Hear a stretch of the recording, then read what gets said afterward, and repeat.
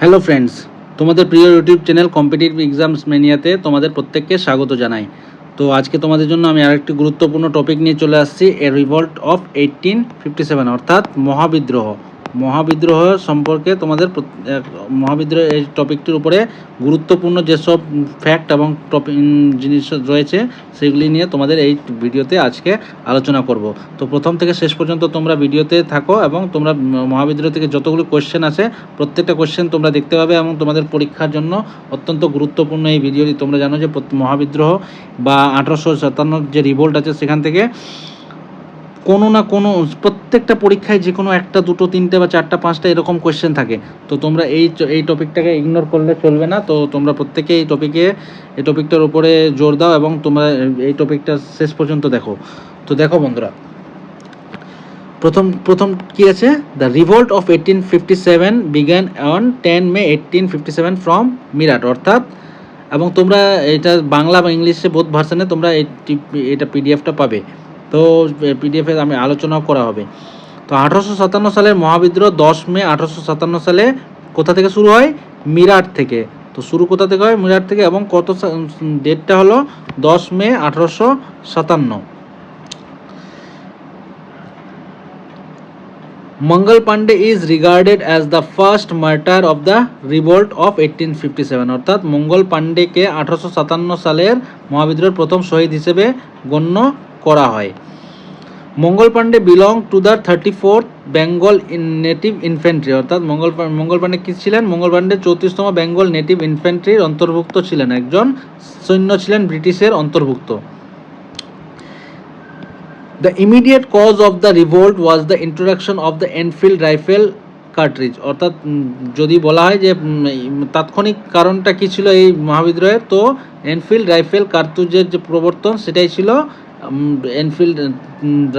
ছিল তাৎক্ষণিক কারণ, অর্থাৎ immediate effect. The cartridges were believed to be greased with cow and pig fat অর্থাৎ সেনাতে সব ধরনের মুসলিম এবং হিন্দু প্রত্যেক সেনা ছিল। তো তারা নিজের জাত না যাওয়ার জন্য তারা জানতে পারে যে গরু ও শূকরের চর্বি মিশ্রিত এই গ্রিজগুলি ব্যবহার করেছিল। তো সেটার বিরুদ্ধে তারা ব্রিটিশের বিরুদ্ধে, সেনাবাহিনীর বিরুদ্ধে দাঁড়িয়ে রিভোল্ট গড়ে তোলে, অর্থাৎ বিদ্রোহ গড়ে তোলে। তারপর 6 নম্বর পয়েন্ট দেখো, Bahadur Shah Zafar was declared the emperor of India during the revolt অর্থাৎ বিদ্রোহের সময় বাহাদুর শাহ জাফরকে ভারতের সম্রাট ঘোষণা করা হয়েছিল। Delhi became the main centre of the revolt of 1857 অর্থাৎ 1857 সালের প্রধান কেন্দ্র কী ছিল? দিল্লি। এরপর আসছে Nana Sahib led the revolt in Kanpur. যদি তোমাদের জিজ্ঞেস করে নানা সাহেব কানপুর থেকে কে নেতৃত্ব দিয়েছিলেন, সেটা উত্তর হয়ে যাবে কে? নানা সাহেব। 9 নম্বর, তাতিয়া টুপি was the military commander of নানা সাহেব। এবং যদি জিজ্ঞেস করে যে তাতিয়া টুপি কে ছিলেন, তো তাতিয়া টুপি ছিলেন মিলিটারি কমান্ডার বা সামরিক commander. Rani Lakshmibai led the revolt in ঝাঁসি। রানী লক্ষ্মীবাই কি ঝাঁসি থেকে নেতৃত্ব দিয়েছিলেন, এই জন্য আমরা বলি ঝাঁসির রানী লক্ষ্মীবাই। এবং তোমরা জানো যে রানী লক্ষ্মীবাইয়ের আসল নাম কি ছিল? মণিকর্ণিকা তাম্বে। যদি তোমাদের জিজ্ঞেস করে যে রানী লক্ষ্মীবাইয়ের আসল নাম কি, তো সেটি হয়ে যাবে মণিকর্ণিকা তাম্বে। এরপর 11 নম্বর point, Begum Hazrat Mahal led the revolt in Lucknow. যদি জিজ্ঞেস করে যে লখনৌতে কে নেতৃত্ব দিয়েছিলেন, তো সেটি হয়ে যাবে Begum Hazrat Mahal. Kunwar Singh led the revolt in বিহারে বিদ্রোহের নেতৃত্ব দেন কুনওয়ার সিং। 13 নম্বর, Maulvi Ahmadullah Shah was a prominent leader of the revolt in Awadh অর্থাৎ অযোধ্যায় যিনি নেতৃত্ব দিয়েছিলেন তিনি হলেন Maulvi Ahmadullah. Khan Bahadur Khan led the revolt in Bareilly অর্থাৎ বরেলিতে নেতৃত্ব দিয়েছিলেন Khan Bahadur Khan. The revolt did not spread successfully in Punjab অর্থাৎ পাঞ্জাবে বিদ্রোহ সফলভাবে ছড়িয়ে পড়েনি। Lord Canning was the governor general of India during the revolt অর্থাৎ রিভোল্টের সময় গভর্নর জেনারেল কে ছিলেন? লর্ড ক্যানিং ছিলেন গভর্নর জেনারেল। পরবর্তী point, the revolt of 1857 ended in 1858, অর্থাৎ 1857 সালে, আর বিদ্রোহটি কত সালে? 1858 সালে শেষ হয়। East India company rule ended after the revolt, এবং এই বিদ্রোহের পরই ইস্ট ইন্ডিয়া কোম্পানি, যে ব্রিটিশ ইস্ট ইন্ডিয়া কোম্পানি, তাদের শাসনের অবসান ঘটে। The government of India act was passed in 1858, তারপরেই কি হয়? 1858 সালে ভারত শাসন আইন বা government of India act pass হয়েছিল। Queen Victoria proclamation was issued on 1 November 1858, যদি বলা হয় মহারানী ভিক্টোরিয়ার ঘোষণাপত্র কবে জারি করেছিল? সেটি হয়েছিল 1 নভেম্বর 1858 সালে।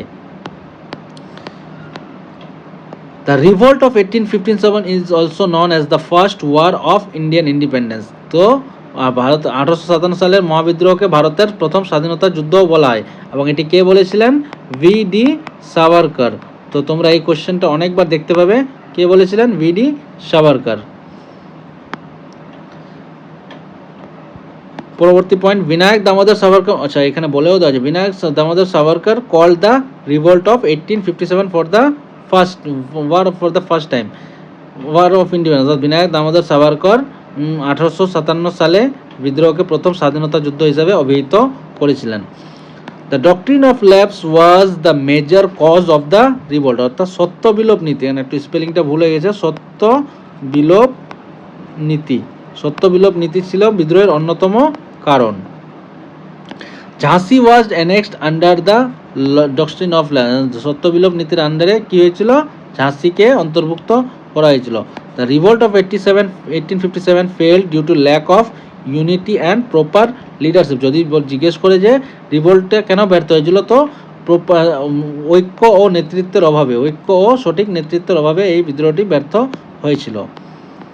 তো বন্ধুরা, 1857 সালে বিদ্রোহ সম্পর্কে তোমরা প্রায় পুরোপুরি ডেটা এই ভিডিওতে তোমরা পেলে, এবং আরও যদি কিছু ডেটা মিস থাকে তাহলে তোমরা সেটা কমেন্ট করবে, এবং আমি যতটা পেরেছি আমি ডেটা ইনক্লুড করার চেষ্টা করেছি, বিশেষ করে 25টি কি ফ্যাক্ট যেগুলো আছে সেগুলো আমি তোমাদের সাথে শেয়ার করেছি। তো তোমাদের যদি ভিডিওটি ভালো লেগে থাকে তো অবশ্যই তোমরা চ্যানেলটি সাবস্ক্রাইব করো এবং লাইক শেয়ার করে ভিডিওটি ছড়িয়ে দিয়ে দাও। তাছাড়া তোমরা এই ভিডিওটির পিডিএফ পেতে গেলে তোমরা আমার ডিসক্রিপশানে টেলিগ্রাম লিঙ্ক পেয়ে যাবে, এবং সেই টেলিগ্রামে চ্যানেলে জয়েন হয়ে গেলে তোমরা আমার এই ভিডিওটির পিডিএফগুলি পেয়ে যাবে। তো তোমাদের যত ভিডিও আছে প্রত্যেকটা পিডিএফ তোমরা আমার টেলিগ্রামে পেয়ে যাবে। তো ধন্যবাদ বন্ধুরা, তোমাদের প্রস্তুতি তোমরা হয়তো ভালোভাবে চালিয়ে যাচ্ছ। তো কোনো কিছু না দেখে তোমরা নিজের প্রস্তুতি চালিয়ে যাও। ধন্যবাদ বন্ধুরা।